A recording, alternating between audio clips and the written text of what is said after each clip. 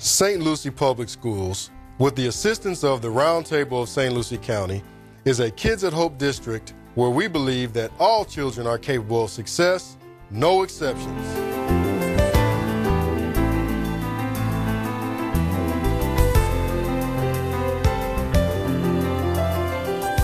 Hello, and welcome to The Power of Hope. The Power of Hope is a show dedicated at discussing Kids at Hope in St. Lucie County. Kids at Hope is an international initiative that has been brought to the area by the Roundtable of St. Lucie County and funded by the Roy A. Hunt Foundation, the United Way, and the Children's Services Council of St. Lucie County. Kids at Hope is not a program. It is a strategic cultural framework based on three basic principles and beliefs. We believe, we connect, and we time travel. I am treasure hunter Jared Stevens, Kids at Hope School Community Liaison, as well as your host for your show, and I would like to thank you for joining us today on today's episode of The Power of Hope. We encourage you to join us every show this season as we discuss building a culture of hope to ensure that all children are capable of success, no exceptions. Now you may be asking yourself, why did he refer to himself as a treasure hunter? Well, as an adult and a treasure hunter, I am committed to search for all the talents, skills, and intelligence that exist in all children and youth. I believe that all children are capable of success, no exceptions. Now today we are fortunate to have with us two adults that I know believe in the success of children and are doing everything possible to make sure that that happens. Both of these individuals are incorporated in building the culture of hope and strengthening our communities. Ladies and gentlemen, please join me in welcoming Dr. Washington from Dan McCarty Middle School. Thank you, sir, for having me. Thank you, sir, for joining us. And also Ms. Laura Klosterman from Grace Packs Incorporated. Thank you. Thank you. Today we will be discussing building a culture of hope. Now, Dr. Washington, I know that you have a long history of being involved with Kids at Hope. Could you please give us a brief overview of your history? I think I started with Kids at Hope back with the inception when the Roundtable of St. Lucie County was talking about being able to do something special for children here in St. Lucie County. Knowing and understanding children and the passion that we adult treasure hunters have for kids, my involvement in the Roundtable or Kids at Hope has always been to uplift the mission and the motto of the Kids at Hope program, to always look for the treasures that are inside of all children. No matter what's going on in their lives, there is something special for them. So I have, as principal here in St. Lucie County, been involved in Kids at Hope for a number of years. Now, you are currently the principal at Dan McCarty. I am. But your history actually goes back to your previous school, which is Fort Pierce Magnet. It does. Okay, and that's where you were in place when the actual inception of Kids at Hope in the area came to take place. Is Yes, that sir. correct? That's correct. That is correct. Now, Ms. Klosterman, can you give us a description of your nonprofit organization, Grace Packs, for our audience that may not be familiar with it? Yes. Grace Packs is a weekly, weekend program that seeks to provide breakfast, lunch, and dinner items to students who have found themselves in need. It began in October of 2011, and we were seeing children coming to school on Mondays, often sick, complaining of headaches or stomach aches. Some kids were not able to pay attention in class, and still others were stealing or hoarding food in the cafeteria. And at that time, Miss Lisa Farrick, who was the cafeteria manager, and I felt led by God to start this program. And right alongside of us was Halan Singletary, our bookkeeper. After that, we found that we really needed the engagement of the community. So our school community, our business leaders, local people, state, private individuals, churches and clubs all came along and have contributed either financially or with food. And today we are blessed to be in 7 schools. And could you name those schools for us? Yes. Okamic, We're at Westgate, K through 8. We're at Dan McCarty. We are at Allapattah Flats, K through 8. Lakewood Park Elementary, Mariposa, and I believe that's it. Oh, Morningside Elementary. Morningside Elementary. Now, that's a wonderful thing, the service that your organization provides. And just from those 7 schools alone, you are touching thousands of kids. Yes. And that's a great contribution to the community with the partnership that you formed with the school. Yes. So I would like to say thank you for that. It's our pleasure. Now, Kids at Hope has 3 universal truths, as I stated before. Universal truth number 1 states that children succeed when they are surrounded by adults who believe they can succeed. Now, Dr. Washington, the harsh reality of the way our society thinks and views things right now is our community may feel as though the students that attend your school, due to their circumstances or their situations outside of school, in their neighborhood and in their home life, are less likely to succeed just because of the obstacles that they face on a day-to-day basis. Now, with that being said, why do you feel it's important to have adults working with you at your school that do believe in the children?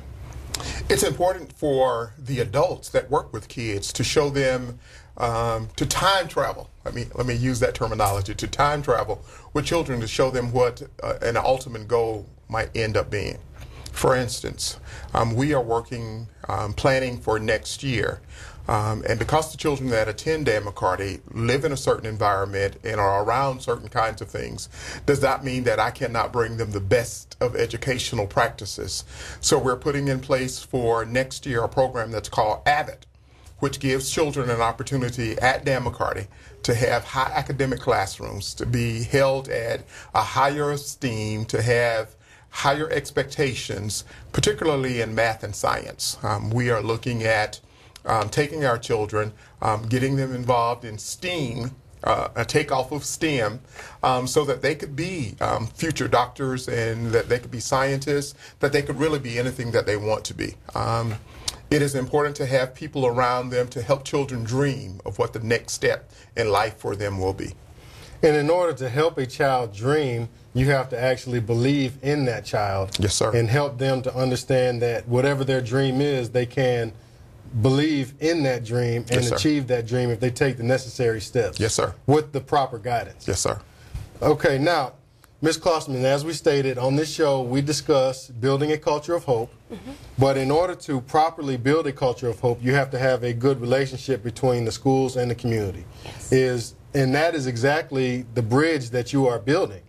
Now, with your program, with your nonprofit organization, Grace Packs, you stated that in the beginning and even to this day, you have a lot of partnerships from the community Yes. that assist. And because when you started, there was no money. It was just you and 2 other women that had a vision, and you made it happen. But in order to make that happen, you had to have the partnership from the community. Yes. And that partnership formed relationships where you identify people as Gracies. Yes, we do. Can you explain to our audience what is a Gracie? I'd be happy to.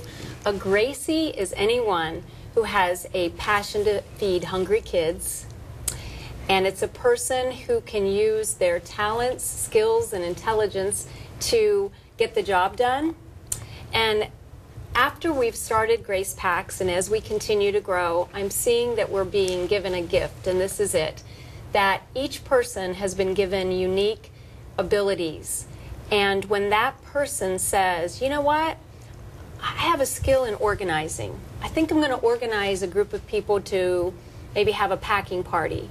Or maybe a person says, I like motivating people, and I'm a creative person. I think I'm going to come up with a fun food drive. Or perhaps a person wants to really be on the front lines and volunteer at the end of each week at a school to pack the Grace Packs. That person can become a Gracie. Now, what is a packing party? A packing party is a great idea where a group of people come together, they all bring certain items, they put them out on a table, and they start packing the bags, And it has ended up to be a marvelous time where people can grow closer together as a team, whether it be a church youth group or a social club. And the outcome is we've received hundreds of grace packs from people that have done this that are already packed that can be delivered to the schools. That's a great thing. And a packing party sounds like it could be fun. It's a lot of fun, yes. Now, Kids at Hope, Universal Truth number 2 states that children succeed when they have meaningful and sustainable relationships with caring adults. Now, as you stated earlier, when children are hungry, they will have a tendency to either hoard food when allowed, get extra food when they go through the lunch line to take home to other family members, or in worst case scenarios, even steal food because they don't feel like, you know, they're embarrassed to open up and tell people what their issue is. So by any means necessary, people are going to do what they need to do to eat. So there's unfortunate situations where that does happen. So with the Universal Truth number 2 stating children succeed when they have meaningful, sustainable relationships with caring adults, how do these relationships, these positive relationships between the adult and the child assist in your program or assist with students that have food insecurities? We have seen that, and this is true in all schools, grace packs or not, that building positive adult-student relationships is key to trust, and it's key to helping students solve the problems that they're facing.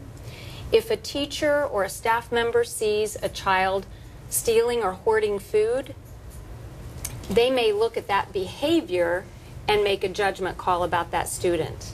But if there is already a relationship between that adult and that child, a child is more likely to come to a trusted adult and share, look, my family is out of food. We don't have anything in our home, and I'm scared, and I don't know what to do. And we have just found that trusted bond is the key to facilitating help. And what you're saying is exactly true, because if the adults don't know the child's situation, that perception of that child stealing food can go, you know, left. Because there's been situations, and I've worked in several different schools, where I have witnessed a child stealing food, or a cafeteria worker or another adult has witnessed a child stealing food. And when the adults that have witnessed that actually knew of the child's situation where they were hungry and they weren't just stealing to be stealing, every time that knowledge was known, that child was given the food with no problems at all. And there were further steps taken to ensure that that child got the necessary nutrition to be healthy. But in the cases where that child did not open up and they just said, well, I was just stealing the food just to be stealing the food, then obviously consequences were put in place. Exactly. Now, Dr. Washington, speaking of meaningful and sustainable relationships, you have agreed to participate in our Kids at Hope ACEs tracking system at your school. Yes, I have. You will be one of the pilot schools here in the district where we implement this tool into the school system. Now, for our viewers that don't know, what the ACEs tracking system does is it identifies positive adult-student relationships that are present in an organization or on a school campus. Not only does it identify and document those positive relationships so they can be utilized in positive ways, but the system also identifies students on campus that are without a positive adult relationship, so that strategies can be put in place to make sure that those students do have positive relationships. Now, Dr. Washington, with that information being said, and you are knowledgeable of the tool, the ACEs tracking system, why did you agree to utilize the tool on your school campus, and what benefits do you think not only your students but your school as a whole will receive from utilizing the program? One of the things that's important to me as the school leader is that every kid on campus has a positive relationship with some adult, whether it be a classroom teacher or whether it be a custodian, but that kid has somebody on that campus that they could go to and have a conversation with them about whatever's going on in their lives. The tracking tool then for us gives us an opportunity to look at the 600 plus students that are at Dan McCarty and to look at the information that they give us to find out if there are students that don't have a relationship with anybody on campus, that we might be able to pair those students up with some adult on campus. Many times your coaches are very popular and all the kids know the coach. But they know the coach. Do they have a positive relationship with the coach? They know the coach's name. What we're looking for are opportunities for kids to connect and for adults to connect back with children to find out if there's food at the house, if they need paper, if they need pencil, if they're failing a class, that I might be able to get you to a tutor to help ensure success for all children. And the other positive aspect of the ACES tracking system is it actually gives you data. It gives you numbers. So in terms of supporting data or research driven opportunities in your school, you can use that data in presentations to your faculty and staff, to the state, to parents, and you could also use that information when looking at an individual child. Yes, sir. Okay, well, this child, you know, they were performing at this level. Their attendance was this. Their behavior was this. When they had no adult positive relationships on campus. Okay, well, now that child has 2 or 3. Now let's look at their attendance. Now let's look at their behavior. Now let's look at all of these different variables and see, is this really working? And the research that has already been done shows that universal truth number 2, children succeed when they have meaningful and sustainable relationships with caring adults.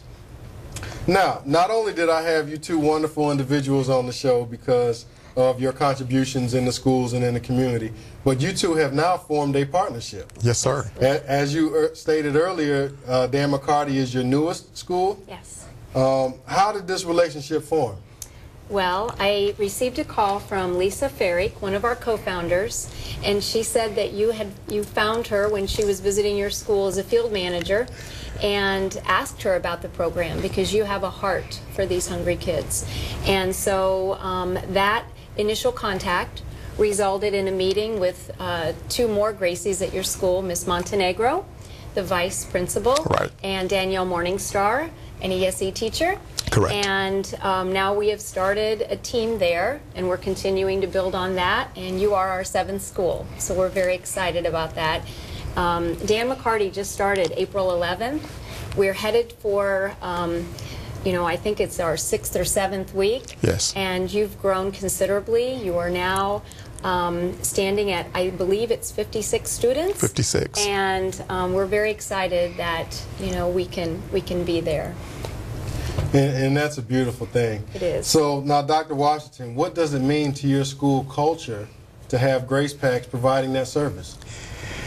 It has helped us tremendously.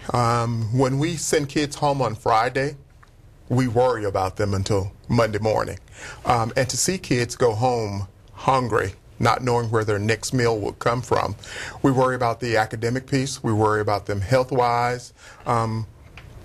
One of the things that we observed, children coming through the lunch line with their book bags, they'd sneak a banana in, they'd put an orange in, and, you know, at the end of the line, you kind of thought, did I just see him put a banana in his book bag? And you walk over to the kid and have a conversation with them. And many times they're taking something home for our little brother. So as we saw that, we knew that we needed to do something big at Dan McCarty to help our kids, and I knew that Grace Packs was out there. I didn't know how to get in touch with the people from Grace Packs, and I just walked into the cafeteria manager's office one day, and Lisa was there, and we had this conversation, and she said, oh, you know, and that's how it started for us. But what it does now for my culture is, no matter who the kid is, if they need some food, we provide it for them. All they have to do is have that conversation. So if you have a meaningful relationship with your PE teacher, he will then call Miss Morningstar, and you have a bag packed for you on Friday. And that's great. So now, with that being said, without naming any of your students individually or specifically, have you noticed a change in any of those students that are now receiving the food, be it from behavior or academics or attendance or any of those type deals? In today's society, many people will say to you that children are not thankful, but this is what we get on Monday. Thank you for my food. Thank you. My little brother had a peanut butter and jelly sandwich. Thank you. I had some oodles and noodles in my bag, and I like them. So they are saying to us, thank you very much for taking care of us. And school should always be a safe haven for a kid. No matter if you go to school and you get in trouble, it should be that one safe place for you, that place that you come to and feel comfortable knowing that all the adults on campus care about you. So Grace Packs has really had an impact on my campus. We were talking before the show. So we went from 0 to 60. In 10 seconds. in a short amount of time. Yes. Right. We did. Yes. We did. And that's great. So now I know students, young students, especially middle school and high school age students, are very prideful. How are your students reacting? Like, was there hesitation at first for students to speak up? Absolutely not. And I thought that as well, because you're right, middle school kids are very prideful. And the very first Friday that we packed bags for kids to take home, when they came to pick them up, I was there saying, okay, open your book bag, let's put it in your book bag so nobody would know. They grabbed their bag as if they had gone to Publix shopping. And now on Friday, you can just see them walking to the bus with their bags. Just very prideful. And many of the kids will say, well, what do you have in the bag? And the kids tell them. And then they go find an adult, because in their minds they're thinking, if they're giving food to them, I need to get some of that too. So I kind of think that's how we went from 0 to 60 that quick, just with our boys and girls walking around campus with their bags in their hands. Now, is there a validation process? Like, is it that any child speaks up, or is there a follow-up process as far as making sure that what that student says is that there's truly a need? Yes. Yes, okay. There is a system. What we do is take names first. The teachers or the kids will tell us, and we send home a validation process. The parents have to agree for this Grace Pack to come home, and if the parents sign and get their form back to school, their name goes right on the list, no questions asked. We want to just make sure that they have food to eat. Now, have you had any parents say no, because you have parents that are prideful as well? I have not experienced that, so I can't answer that. The only thing I can say to you is no, I have not experienced that. Well, that's great. That's great. Sometimes people allow their pride to affect their stride. Yes, It's one thing that, that I've always said you cannot allow to happen. So I'm glad you're not experiencing that. Now, we recently had the Kids at Hope STEM rap battle, which both of you also were a part of. Dan McCarty was represented in the event with two fine young men that did a great job. And admission to the event was a donation of canned food that was received by your organization, Grace Packs. Now, when we were organizing the event, obviously we wanted to give a platform for our students to have a place to display their talents, their skills, and their intelligence. But as the STEM Rap Committee continued to meet, we wanted to take it a little further. Not only did we want to give the students an opportunity to display their talents, but we also wanted to make it a teaching opportunity for them as well. Teaching them that, okay, well, you have these talents, how can you use these talents to give back? And then, so that's where Grace Packs came about. What better place to give back when the students are performing than to give back to your fellow students? So from a principal and from a school administrator standpoint, what is your perception of what that event, the Kids at Hope STEM Rap Battle, not only did for your students, but did for the district as a whole? I'm glad you asked me that question. I believe charity starts at home. So for the rap STEM battle, I took my grandson and a student from Dan McCarty. So before we got to the show, we had to stop to buy some food. And my teaching lesson, because I'm always a teacher, my teaching lesson to both of the boys that I actually brought to the concert with me was that we're giving this food so that somebody else can have an opportunity to have food. So I allowed them to pick what they wanted to bring to put on the table. It was fun because we started out with a bag of chips. We started out with those kinds of things. So it really was a teaching opportunity for me to teach them how you pick non-perishable food to give for a food drive. So both boys came with their donation for the table. We had it in a little bag. And they were so proud that now I am making a donation to help somebody else who's less fortunate than I am have food to eat. I come home, there's food at my house, but now I'm helping somebody else. So that was a teaching moment for me with the kids. And then I get to the show, and this lady is standing at the table, and I walk up, and I have the boys put their food on the table, and we explain the whole process. We get in the show, and then there's another teaching moment for me to teach the kids that a part of living in a society is giving to the society. So for us at Dan McCarty, we received some of the food from the rap STEM battle, which again then in turn helped my boys and girls at Dan McCarty receive gifts from the community. So not only was it a great opportunity for your students, but you as an audience member, yes, sir, were able to make it a teaching moment for your own family. Yes, sir. And that's great. Now, how did it feel when you were standing at that table and you saw people voluntarily coming into a show at the Sunrise Theater donating food? Can I tell you, it blew me away. And Miss Lisa was there. It was beautiful it was so bright outside, and you could see shadows of people coming in, and then there they were with their food. There were children handing us food, as in your case. There were people from all over the community, and I was really humbled to see all of that. I don't think I was really prepared for it, to be quite honest. It really, really touched my heart. And that's the one thing that we really didn't think about our first year. We didn't think about incorporating students in the mix. I don't know, for some reason, we're just learning as we go. For some reason we thought, well, as adults, we need to give back to our community. And the second year at Okamic, we were like, we should have thought to have kids help, because that's all about teaching them to give back. So when we saw these little kids coming in and reaching up and putting cans on the table, that was wonderful. And we garnered close to, and I don't think we still have our final count, but we're now at 665 cans.